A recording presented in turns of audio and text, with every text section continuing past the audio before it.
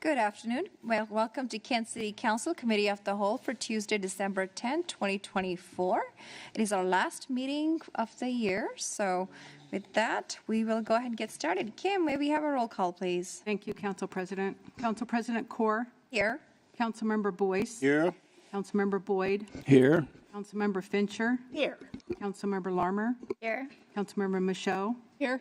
Councilmember Troutner. Here. Thank you. Thank you, Kim. And next up is agenda approval. Any changes to the agenda? If not, may I have a motion, please? So move. Second. Motion and second. Any discussion? All those in favor, please say aye. Aye. Motion passes. Thank you so much. Okay, next up, we have approval of minutes for Committee of the Whole from November 19. So move. Second. Motion and second. Any discussion? All those in favor, please say aye. Aye. Motion passes. Thank you so much. And next up, we have payment of bills. We should have received those in our email. May I have a motion, please? So move. Second. Motion and second. Any discussion? All right. All those in favor, please say aye. Aye. Motion passes. Thank you so much. Okay, next up, we have Kim with Goods and Services Agreement with Perfect Image. Welcome, Kim, on the other side of the dais. Good afternoon, Council President Kaur and council members. I'm Kim Komodo, City Clerk. For the record, I'm here today seeking authorization for the mayor to enter into an agreement with Perfect Image Incorporated to digitize city documents. As you are aware, the city has recently purchased a new building, and we're currently in the planning stages to move all staff out of City Hall into either the new municipal building or into City Hall or into Centennial, along with police relocating to that building. This is a perfect time to dedicate staff time and resources to digitizing documents so that we don't move all of these paper records or have to find the storage for them. In doing so, this will make the records so that they're easier to manage. They'll make their way into Laserfish, and we'll be able to manage the records through the records management module in Laserfish, and then also try to get more of these records public-facing so that people don't have to submit a public records request for, say, land use records or something like that. Over the past few weeks, I've been evaluating vendors that can do this work, and I sought recommendations from the Washington State Archives and prior experience with our city staff with third-party vendors, and then I contacted other Clerks Association members to get their recommendations on who they've used in the past, and Perfect Image Incorporated rose to the top of the list. Fortunately, the City of Seattle went through a formal bidding process and selected Perfect Imaging, and they have this wonderful contract that we are able to utilize, and we are able to avoid having to go through our own bidding process. So pretty excited that that happened pretty quickly. Their rates will save us probably 15 to 20% off of their standard rates. So just means we'll be able to do more digitizing than we would with just our own contract. The project will be funded with $200,000 in ARPA funds, which we need to allocate before the end of this year, and an additional up to $300,000 from city departments in budget savings. And we have until the end of 2026 to expend the ARPA funds. So I think that with the amount of records that we have, we will go through these funds, before then. And then because the City of Seattle's contract with Perfect Image expires before our term of our agreement would expire, our law department customized a contract incorporating their provisions into our contract, and then also added some specific ARPA-specific requirements into the contract. So here for any questions. Councilmember Boyce. Thank you, Madam President. Are you scanning the paper documents? Are you guys going to scan those into a system?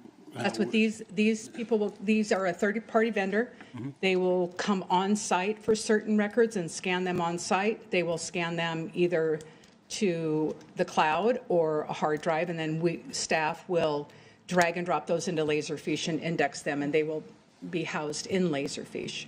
And from a category perspective, how you organize though? You got thousands and thousands of records. So is it by dates or is it by category? Each department's different. Each department's And this different. vendor is actually, they have a lot of experience, and they're willing to do a lot of the indexing for us. So they will do pretty much anything if you'll pay for it. But we do want to do some file management before we have them take the records, because there's a lot of records that are just secondary. They've met retention, and there's no sense in scanning something that's ready to be destroyed. Okay, cool. Thank you. Yeah. Councilmember Larmer. Kim, what do we anticipate with this 500,000, will this get us halfway through what we need to do? It's quarter hard of to the way? say. It is. We had the vendor come on site, and we went around to multiple departments and, just took a look at the records and to determine what kind of records we have, what shape they're in, the prep that it's going to take. There's a big difference between on-site scanning and off-site scanning, and some of our union contracts require us to scan certain records on-site.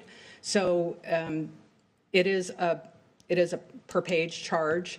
So I don't know, but I think that I've already started in my department going through my records, and I've gotten rid of a whole lot because they're just secondary.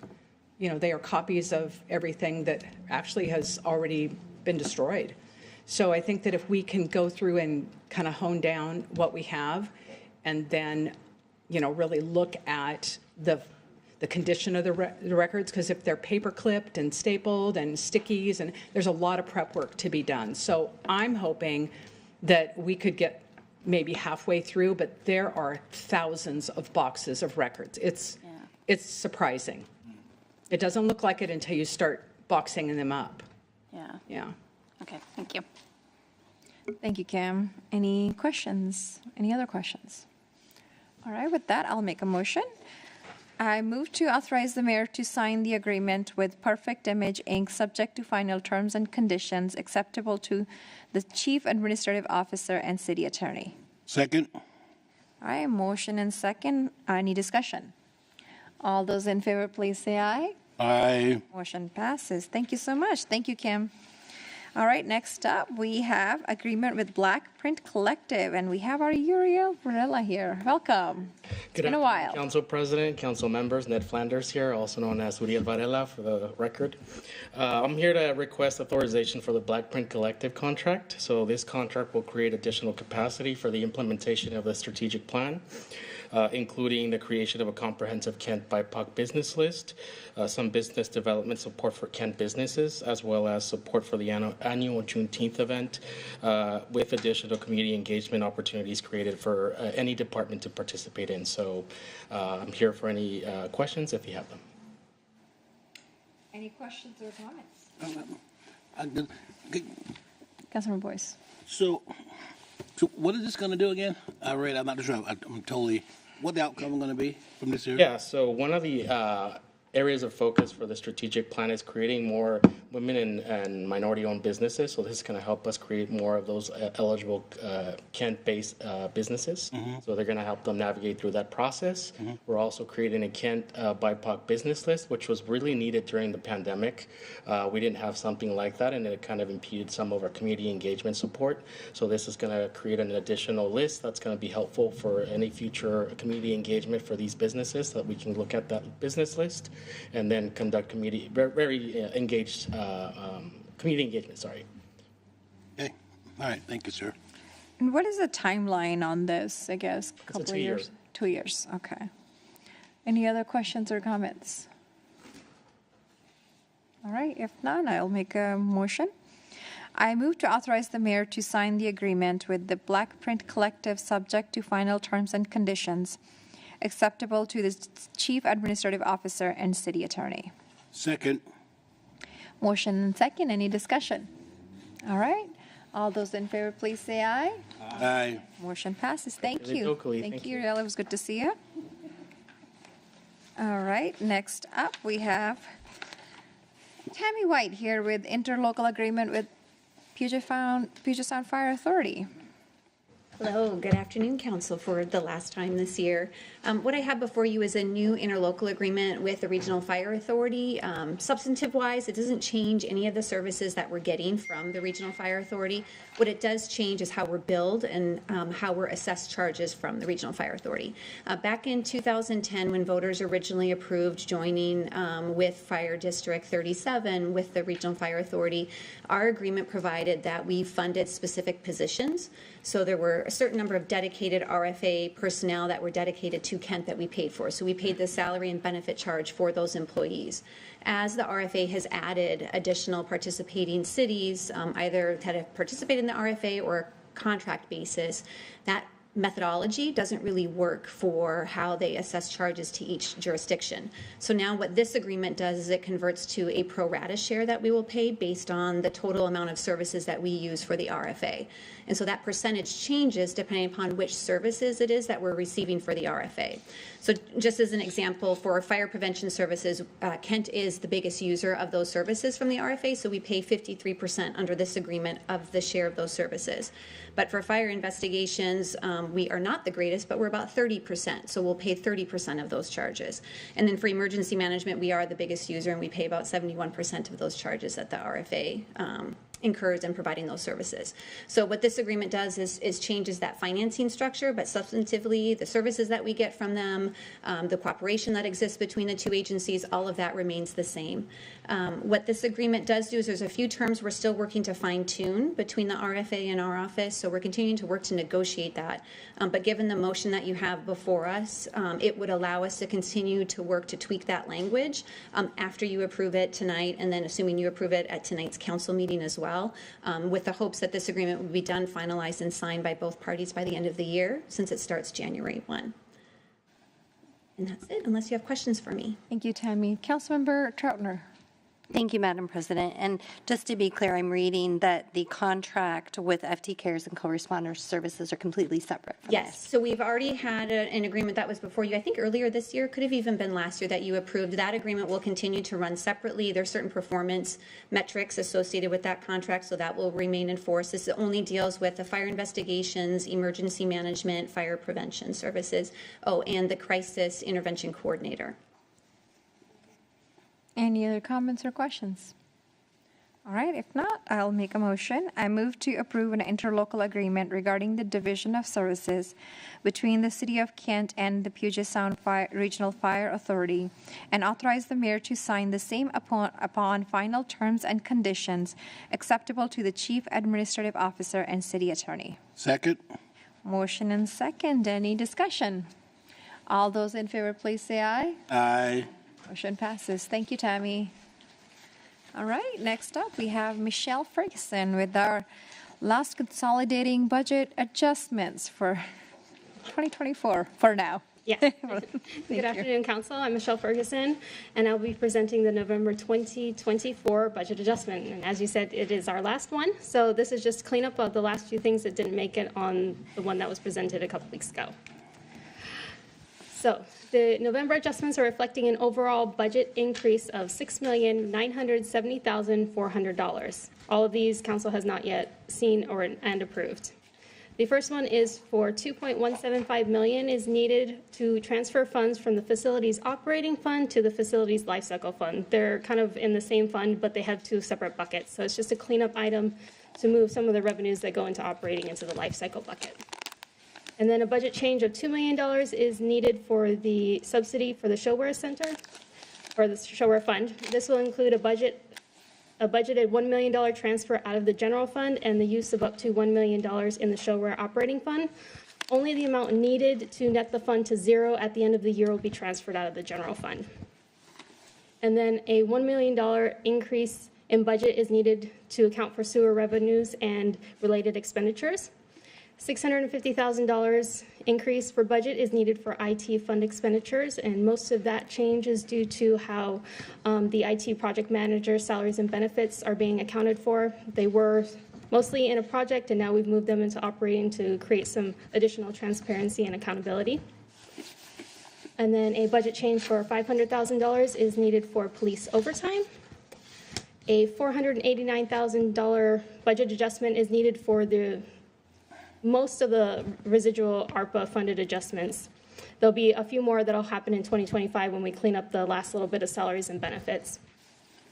And then the last one is $156,000 budget change for the file room renovation at the court. It's going to be a $78,000 transfer out of the court trial improvement fund, and then the budget of $78,000 for expenditures within the project. Are there any questions? Questions or comments? I actually have one. So the budget adjustment for ARPA funding, does that include what Kim was talking, Yes, it part does. of it? As well as one of the bids that's going through tonight. Okay. All right. I think, and then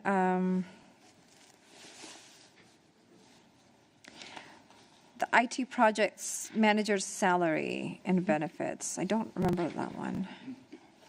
So in the 2024 budget, most of the project manager salaries and benefits are budgeted within projects, but we changed that so that they're budgeted fully in the operating fund, and then as time is worked on projects, we then take those actual costs and move it to the project instead of just estimating what they were going to work on. So it's more transparent, and it's actually showing what they're doing with the project. So we'll clean up those projects later when they get closed. Councilmember Michaud, followed by Councilmember Boyce, please. Thank you, Council President.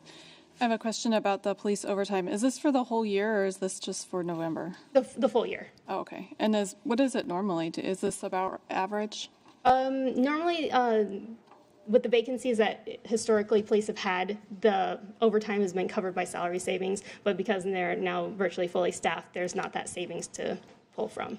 Okay, thank you. Thank you. Councilmember Boyce. She beat me to my question. All right. Good. Thank you. Any other questions or comments? All right. If none, I'll make a motion to adopt. I move to adopt ordinance number 4505, consolidating budget adjustments made between November 1, 2024 and November 30, 2024, reflecting an overall budget increase of $6,970,400. Second. Motion and second. Any discussion? All those in favor, please say aye. Aye. Motion passes. Thank you so much, Michelle. All right, next up we have Joe Bartolome here to give us our third quarter 2024 investment report. Welcome. It's good to see you. Thank you. I'm Joe Bartolome. I represent the Finance Department. I'm the Cash and Investment Officer. And today I'm reporting the third quarter investment report. And this report was presented to the Investment Advisory Board on November 21st. So at the end of the third quarter, we had cash in the bank earning about 5.5% interest, and that's a earnings credit, so that offsets our U.S. bank fees. That has cash balance of $1.1 million. We have our Washington State Local Government Investment Pool earning 5.232% yield. Overnight maturity, we can access those funds as we need them, with a balance of $135.5 million. Next, we have our long-term managed portfolio earning 3.07% yield, average maturity of 875 days, market value of $250.8 million, and investment total of $251.3 million. The pie chart below shows the red portion is a significant portion in the local government investment pool, and the green is a significant portion in U.S. Treasuries. Next, we have our 5-month flow of cash and investments by type. Cash at the bottom in the green, we're keeping just really the minimum cash needed for our daily needs. We're earning, because the yields are high, we're earning plenty of earnings credit to offset our bank fees. Over the course of the year, we've incrementally increased our long-term portfolio balance, moving funds from the LGIP, the short-term portfolio, to increase the long-term portfolio and lock in some of those higher yields that are available currently. And then the portfolio overall has increased year over year. Next, we have our 3-year flow of total cash and investments. The dark blue at the bottom is 2022, and just a reminder, in the middle of 2022, we received that second allocation of ARPA funds, that $14.1 million. So that was significant increase that was out of the norm. 2023 and 2024 are above. Next, our interest earnings. We still have seen a steady increase in interest earnings quarter over quarter. 2023 is in the lower left. The dark blue bar is general fund only, and the light blue is all other funds combined. So a nice steady increase year over year and quarter over quarter. Next, of that total cash and investment portfolio of that $388 million, this shows the portion that belongs to each of the funds throughout the city. And as you can see, there's significant portions in the general fund, the various capital, utility, and insurance funds.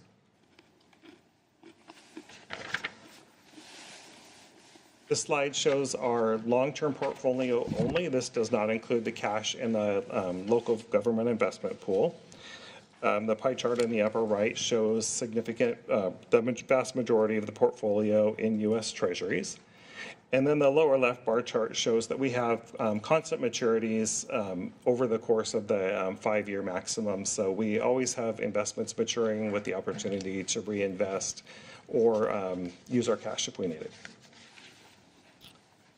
The slide demonstrates policy compliance. All of our various investment types are within our city investment policy. And lastly, we have our portfolio allocation. This is over 4 quarters.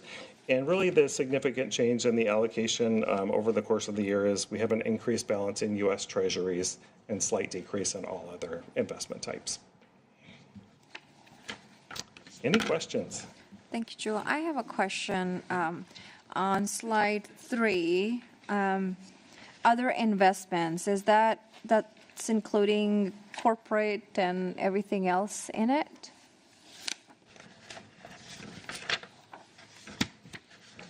Which one were we looking at? It's the one that's cash and investment by type. That one right there. Yeah, other investments is all other, it would be the U.S. Treasuries, the corporate bonds, all other investment types aside from the state investment pool and Local government, cash. yeah. Okay, so there's been a increase over steady increase. Yes. Annually, okay. Or quarterly. Any questions or comments? Thank you. Councilmember Boyce. Thank you, Madam President. Just a comment. You know, I say this all the time. This team does a phenomenal job as we're represented on the advisory committee. They really make sure they stay within the city policy, and Joe and team, all the finance, really do a good job. As you can see, there's a steady increase, you know, how they go about moving the money around, looking at it, the timing and everything. So I just want to continue to give kudos to our wonderful finance team for doing such a great job. So thank you. Any other questions or comments? All right, with that, thank you, Joe, and thanks to your team. We've seen an increase in every year.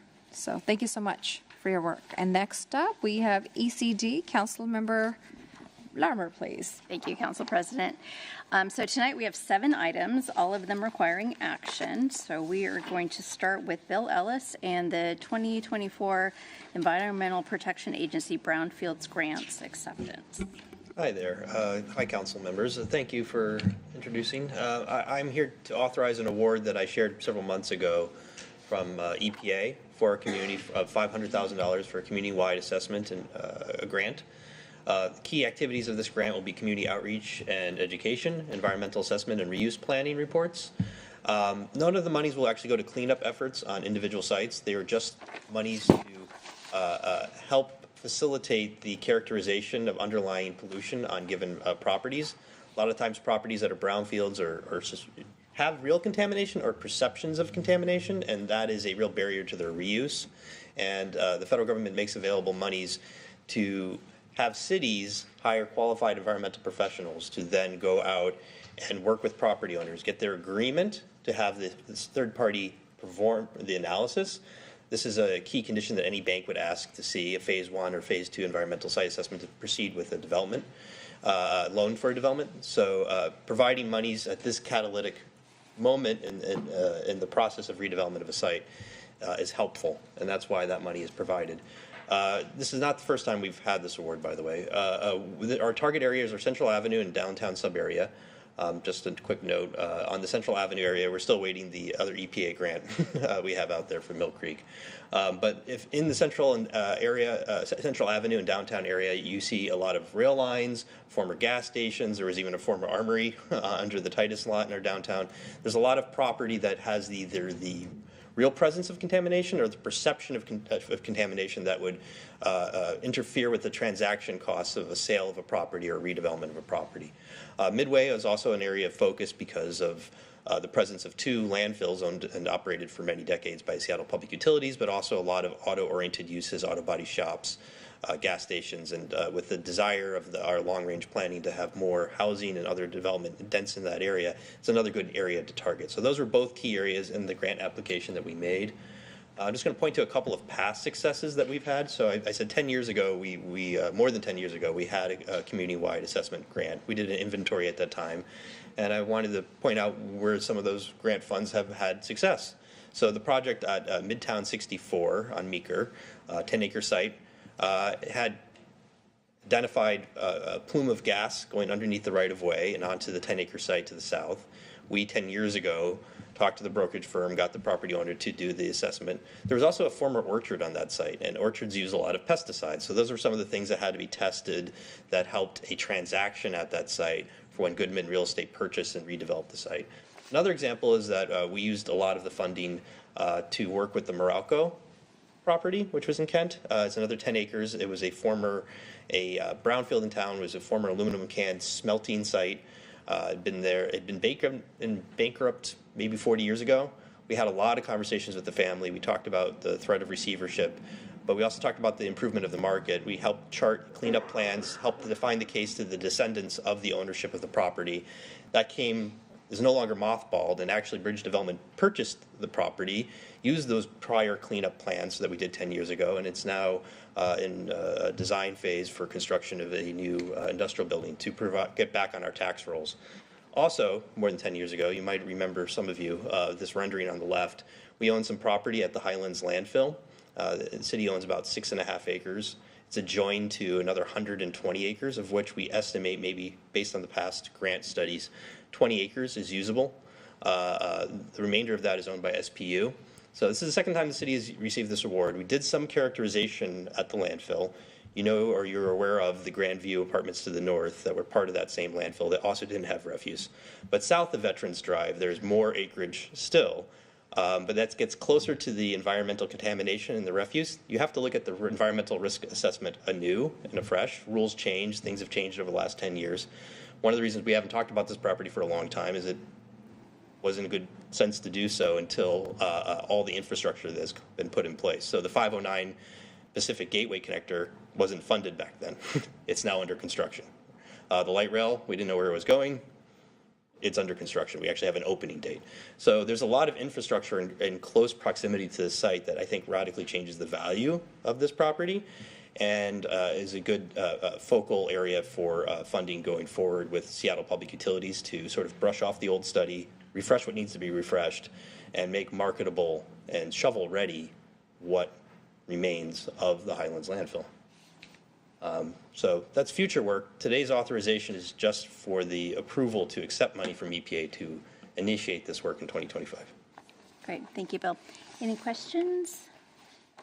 Okay, I do have one. Bill, sure. You mentioned the project that benefited from the similar assessment in 2012. Yeah. Is there a limit on how good these assessments are? Is it 10 years, 20 years, or? The shelf life of an assessment is actually pretty short. Something like a phase one, which is a desk-based literature review, lasts about like a year, if I recall. Last time I've worked on this, it's one of the reasons why we'll bring on board a qualified environmental professional who might have fresher memory than I do. Phase twos have a little bit longer shelf life, but they do have a shelf life, and banks want to basically revisit before they make a loan on a development to say, is the phase one or phase two recent enough that we know that nothing has happened in the prior 10 years to have more contamination? So the answer probably is it depends. There will always be some utility because you know up until that point kind of what the history is, or if you have more, phase twos are more sample based where you actually go out and do testing on the site, actual lab testing and so forth. Those have value and utility far into the future. So even things that we did for Meralco 10 years ago have an effect because it creates a whole strategy about what can we do with the stream? How do we boost the usable acreage? How far underwater? And not all the funds are for environmental professionals. It could also go for lawyers or other professionals to go seek out past insurance agreements. There's a lot of things that are kind of soft cost that don't involve the removal of pollution that the funds that are eligible uses for that have a longer shelf life. Okay, thank you. Yep. So if there's no questions, no additional questions, I'll read the motion. I move to authorize the mayor to accept grant funds from the Environmental Protection Agency in the amount of $500,000 for brownfield assessments, amend the budget, authorize expenditures of the grant funds, and authorize the mayor to sign all necessary documents subject to the approval of final terms and conditions acceptable to the Economic and Community Development Director and City Attorney. Second. I have a motion and a second. Any discussion? If not, I'll ask for a vote. All in favor? Aye. Aye. Motion passes. Thank you. Thanks, Bill. Okay, next we have Michelle Wilmot with the Lodging Tax Advisory Committee Grant Awards. Welcome, Michelle. Thank you. Good evening, Council President Kaur, council members. Michelle Wilmot, Economic Development, and also staff to Kent's Lodging Tax Advisory Committee. I am here tonight to present to you for your approval the Lodging Tax Committee's approval of the recommendations for funding awards for this fall's funding cycle. This was the first grant cycle we offered in 2024. We were hoping to have an accumulation of funds into the lodging tax fund to make the grant process more worthwhile for those applicants. Just for a reminder, the lodging tax fund is generated by a 1% sales tax on overnight hotel stays here in our community, with a portion of that revenue returned to the city. And the state actually mandates how those dollars are spent, and they are meant to support initiatives that promote tourism or promote business travel or promote any initiative that encourages economic spending in our restaurants, in our shops, and other businesses here. And the Lodging Tax Committee reviews these applications for your approval. So with that, we opened our lodging tax program in October of this year and received 14 different applications, of which 8 of the applicants the committee is recommending that we fund. And I will just say, of the 14 grant applications we received, there were some good ones, and even with reducing the number of applications that the committee is recommending that you approve, there was far more money requested than money available, which is sadly a state of affairs that's happened with our lodging tax with the reduction in hotels that we have here in Kent and the like. But with that, of the 8 grants that the committee is recommending, that total is about just $283,000 to be spent over the course of next year and into 2026. And I'll just go through quickly the organizations that the committee did recommend that we fund. One is for a Cajun festival hosted by the Kent Downtown Partnership. They host that downtown. They anticipate about 5,000 people to come to our community. The Thunderbirds have asked for support for some of their marketing to promote and drive more attendance through digital platforms, social media, advertising on television, and the like. You might remember me bringing a previous grantee to you for Kent Culinary Tourism social media promotion and printing of the really excellent brochure that was put together by Christina Arokiasamy. You can see that digital brochure on her website at culturegeneration.org. It's a full-color magazine that highlights some of Kent's really great markets and eateries. You would take a look at that. She's hoping to gather funds to help print that for distribution. The Kent International Festival, which happens every summer and is obviously a culturally significant event for our community downtown.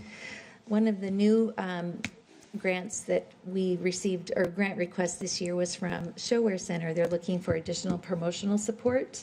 We're working with promoters to bring additional events here and performers to help increase out-of-town attendance.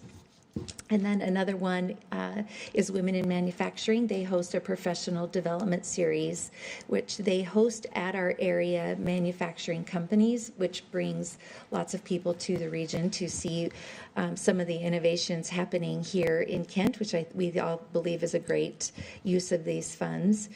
And then the Gut Check Wrestling Tournament is a big event for high school wrestling, which brings over 3,000 visitors to Kent in a time when activity at our overnight hotels is very slow. It happens over the Christmas and New Year's Eve timeframe. The last one is an annual campaign with promotion of Kent as a leisure and tourism destination by J. Ray Ads and PR. They manage our Visit Kent website. They manage all of our social media promotions, both on Facebook and on Instagram. And then they also bring in culinary writers and organize overnight stays by other media writers here, and work with all of our businesses and our hoteliers to host those writers when they come to town. So that is those are the 8 recommendations for funding as far as grant applicants goes for this year. And I am hopeful that you all will approve these recommendations to award these grants, and we would then work on a contract basis with each of the individual organizations to execute this work starting at the beginning of this year. And with that, I'm happy to take your questions. Any questions? Council President. Thank you, Councilmember. Thank you, Michelle. Thank you. It's great to see you again. I have a question about the J-Ray, or is it JR Ads? Visit Kent Tourism. Do we have numbers? Maybe LTEC has seen numbers on their performance and how it's... They do, and I should send that to you. They give us quarterly reports and an annual report that notes the number of visitation on our social media platforms, on our website, and then also media captures and the visibility of the media writing that they help generate for the city. And I can provide that to you. And also to track them with the cell phone, right, with the events? Yes. This was something I mentioned to you the last time I think we spoke about J-Ray was we're using some new technology hosted by a company called Datify that can track visitation using our cell phones. If you haven't shut down all of your tracking capabilities on your phone, we can see not who you are personally, but we can see if a person with a cell phone attended an event at Showware on a specific date, and then if that same phone was seen at a hotel, and if that phone was also seen at a restaurant at Kent Station or at a park here in Kent. So that is all being monitored, and we do have that data I can share with you as well. Yeah, I think it'd be great if you'd share that. I think all of us would be interested in that. It is fascinating. Yeah. Yes, absolutely. So, Councilmember Boyce and Fincher have questions? You want to go? Oh, yes, I do have a question. I have a comment. Once again, Michelle wears lots of hats, and this is a big thing we do twice a year, depending on how much funding. And I just want to, I'm giving out kudos tonight, right? So I just want to kind of give good kudos to you and also with Rhonda, who worked with you, right? So it's a lot of work, a lot of analysis to go through, and I just want to let you know how much I appreciate all the work you do. So thank you. Thank you. Absolutely. Councilmember Fincher. Thank you. I turned my light off. I had the same question about measurement, so it was answered. Thank you. Okay, any further questions? If not, I will read the motion. I move to award Fall 2024 Lodging Tax Grant to the recipient selected by the Lodging Tax Advisory Committee in the amounts recommended, and authorize the mayor to sign all agreements subject to final terms acceptable to the city attorney. Do I have a second? Second. I have a motion and a second. Any discussion? If not, I will ask for a vote. All in favor? Aye. Motion passes. Thank you, Michelle. Yeah, you're welcome. I will get those reports to you right away. Thank you. Okay, next up we have Kristen Holdsworth with comp plan related 2 measures here to talk about. Good evening, Council. It's great to be with you. For the record, I'm Kristen Holdsworth, Long Range Planning Manager. Tonight, I'm here before you asking for a contract approval for Platform Design LLC. They do business as a consulting firm called Framework, so you may hear them refer to Framework in future efforts. Framework is a really unique consulting firm. They have architects, planners, and developers, or people who have developed in the past, who all work together to work with local jurisdictions on housing policy and housing code. And so we are proactively working to bring them on as a consultant to help us implement the comprehensive plan, primarily focusing on housing topics. So there's about a half a dozen state laws that are due June 2025 that Framework has a broad experience working not just to have the codes updated, but to have them actually work for the local context with the economic dynamics and the market dynamics, as well as the design and other aesthetics that are priorities for our jurisdiction. And so they will be helping with those required state updates, but then there's also a lot of other things we've identified through our Kent Housing Options Plan and the comprehensive plan, such as other design standards or procedural updates that are code updates that we would like to do to increase housing supply and stock and do it faster in the city of Kent. And so asking for agreement of this contract. Great. Any questions? Seeing none, I'll read the motion. I move to authorize the mayor to sign a consultant services agreement with Platform Designs LLC for work associated with updating the city's housing code and design standards, subject to final terms and conditions acceptable to the Economic and Community Development Director and the city attorney. Any discussion? Second? Or, sorry, second? Second, yes. You got Any you. discussion? Seeing none, all in favor? Aye. Motion passes. Thank you. You. Next one. Next item is for adoption of the 2044 comprehensive plan. I'm here tonight to ask for council's review and adoption of this plan. This has been something that is required by the State Growth Management Act as a periodic update, meaning we do it once every 10 years. So this was a bigger effort than our typical annual minor adjustments. It does include a new growth target allocation for housing and jobs, as well as levels of affordability. So that's a huge undertaking that was very different than previous efforts. I am here tonight to also, so as part of that, we will also be updating our land use map, and then you get a series of ordinances that'll be presented by staff after me to further implementation right away. I do want to address, we received 2 comment letters after the period of our official public hearing closed. One was from PSRC. They provided a comment letter that really had minor clarification points, so asking us to specifically call out items, making sure that our transportation model didn't just rely on our TMP update, but included new growth allocations. It was really great because we were able to say, oh, we did all of that, and we were able to say it's actually here, here, or here. And so we did add specific information in the final document that more explicitly called it out, but we didn't have to rerun any other analysis or change our findings at all. So that is huge to get a letter from PSRC where they're just asking for additional clarification and not a rework of anything. The second letter was from the Department of Commerce. They provided a draft letter initially, and it had a couple clarification points that were similar to what PSRC asked for. Their final letter had some comments about STEP housing, which is shelter, transitional, emergency, and permanent supportive housing. And so as part of the periodic update, code development, or our development code is also required to be updated. And so we have evaluated their comments. I think there's some things that Commerce released their guidance about 3 or 4 months ago for this, and we had updated our codes immediately as the state law had required. So there's a little bit of a gap in what Commerce recommended versus what we have adopted.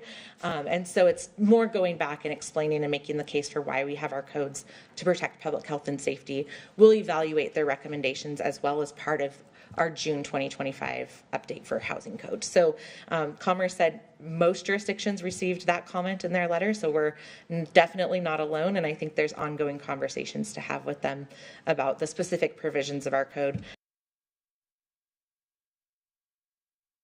No different than any other multifamily already, and so there's things that I think just nuances may have been missed. So doesn't stop us from adopting the comprehensive plan. We know that there's code updates to be done, and that's already part of what we have in our work schedule, and so we'll continue the evaluation and conversation and bring updates back for you all. So final plan includes a couple other minor things, adjustments from what we heard from the public, incorporating different graphics or images, but by and large, it's the same as what you had at your hearing. Great, thank you, Kristen. And I'm going to beat Bill to the accolades here because I think this is a huge body of work that you and your team have just knocked it out of the park. Yep. And the comments and the feedback from all the agencies being so minor and so nuanced is just a testament to the hard work you guys have put into this. And we can't thank you enough. It's a huge process, and you shepherded us through it very, very clearly and made everything really easy to understand. So thank you for that. And then also just clarifying or just confirming that those last two comment letters we did get by email, so everybody received those and reviewed those. So any questions or comments from anyone else? I just wanted to chime in on that also. The just enormous number of hours that you spent on this, not only your daytime hours, your evening hours, your team's hours. So really very much appreciated. So thank you. Any other questions or comments? Stole my thunder.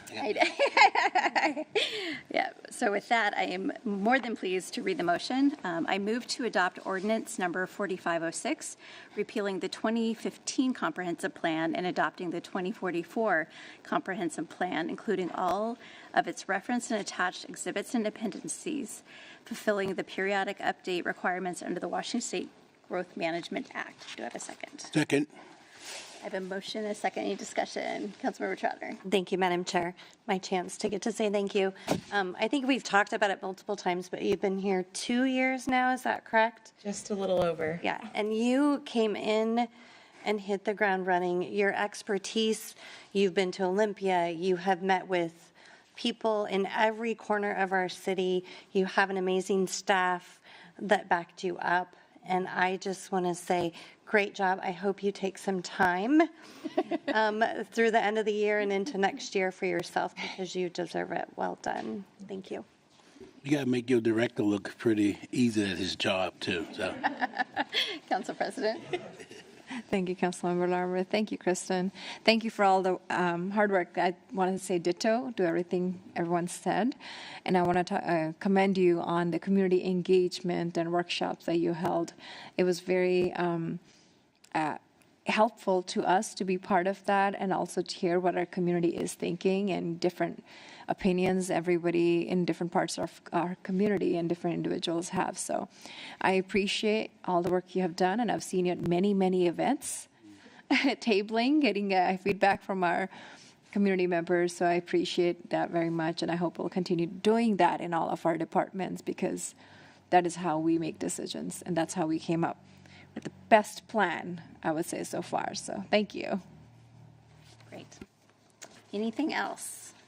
If not, I will ask for a vote. All in favor of adopting the 2044 comprehensive plan? Aye. Awesome. Thank you. Motion passes. Thank you, Kristen. Okay, up next we have Sam Alcorn with Emergency Ordinance Amending City Code.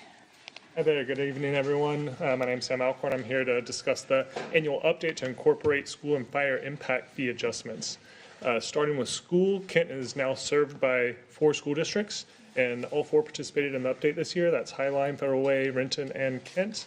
Auburn only serves the Bridges development, and since that area was annexed by Auburn, they're no longer serving any Kent residents. So all districts provided an inventory of existing facilities, estimated growth, identified and analyzed capacity and projected enrollment, and then how to accommodate that enrollment and growth over time through these impact fees. And just a note, school impact fees can only be used to offset the impacts of new residential development and cannot be used for things like deferred maintenance or ongoing operations. Things like levies and other financial tools are used for that. Generally, Kent and Federal Way enrollment slightly increased while Highlines has declined. And during COVID, there was a notable decrease in enrollment, and so it's definitely good to see that enrollment increase in Kent and Federal Way. And it's actually none of the school districts this year will be collecting any impact fees for single family or multifamily development, which is a change. Maximum calculations for impact fees are codified and capped And those are established by construction cost index for the Seattle area, and those construction cost index increased 3.1%, but because no impact fees are being collected, no one is exceeding the maximum impact fee amount. Also, another note, Renton School District does not have an interlocal agreement, ILA, with the city at this time, and only serves very few residential zones, and so that's why they're not being really discussed here. Moving on to fire impact fees, there was an increase of like about $700 for new single-family homes and about $280 for multifamily units, and fees decreased slightly for commercial development, varying on the type of use of that commercial use. And so just to wrap up, staff recommends approval of these impact fee changes. And I also wanted to do a quick note that this is an emergency ordinance because it needs to come into effect before the normal 30-day adoption. January 1st is when these will be in effect. And this is because this is tied to the comp plan update, which is also being presented here. Would anyone have any questions? Any questions for Sam? Okay, seeing none, I will read the motion.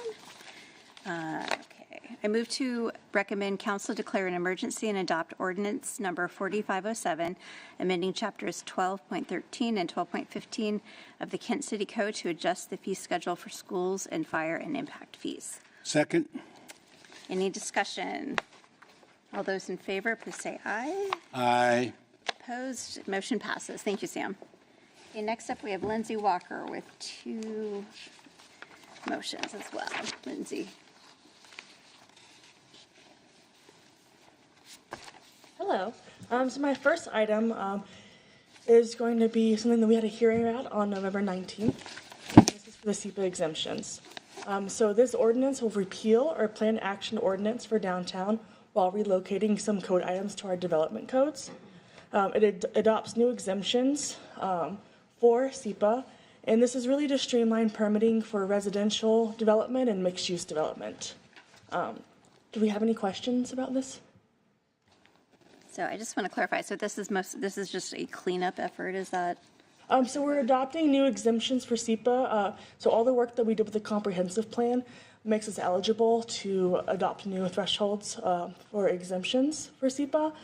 So it helps streamline for permitting for residential uses and helps reduce cost of permitting as well. Okay. Any questions or comments?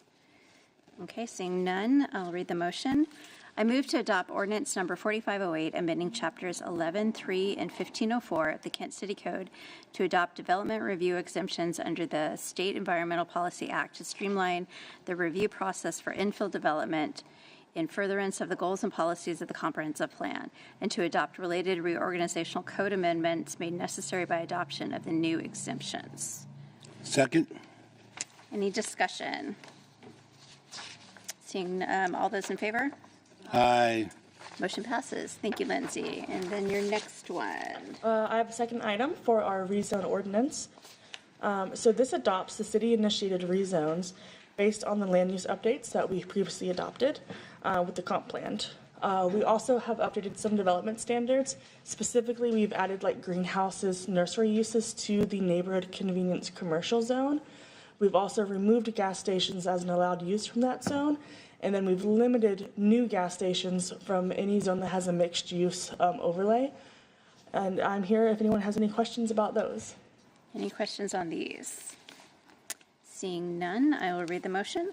I move to adopt ordinance 4509, implementing the 2044 comprehensive plan by amending sections 1504-070